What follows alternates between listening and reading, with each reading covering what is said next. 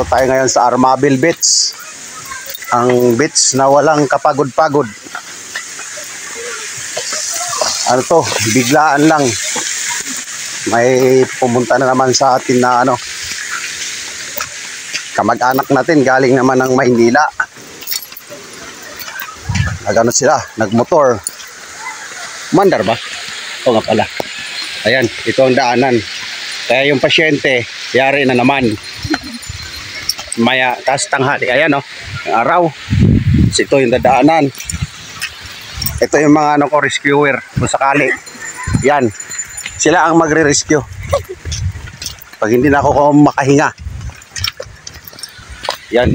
Nandito tayo ngayon sa Armabil Beach, Hawla. Dating Hawla. Paboritong pagshootingan ni Maymay Intrata. Ano? Kapoy. Asa mo ka? Ha? Wala ng tubig? Yan daw. Ako ka? Ha? Dalawin ko ang ice.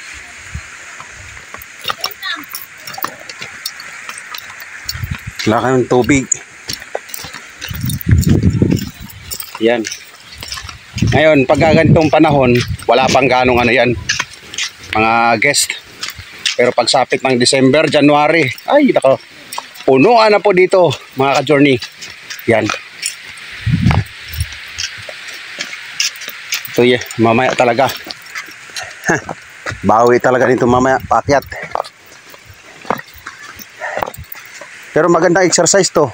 Pag nakasurvive ka dito, mabuhay ka ng 30 years. Pag hindi ka nakasurvive, 30 days ka lang. Yan. Yan. Kababa rin tayo.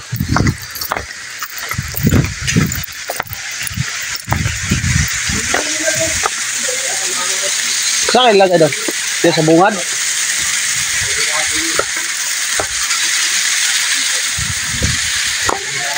Diyan yung cottage na binigay. Yan. Wala pa pala yung wala pa yung doon, mga kubo. Tinatanggal. Meron pala yan dyan? Meron yan dyan. Puno yan, kubo. Tama, doon pala, kabila. Ihaw-ihaw na pala, doon. Ba't nakadingding sa Wash out. Apoy, wash out. Ayan sila, galing ng Manila, Cavite. Wash out.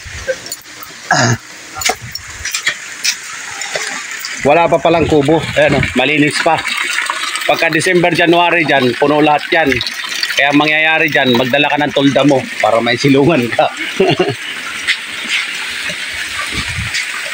Ay. Wala pala dito yung tubig.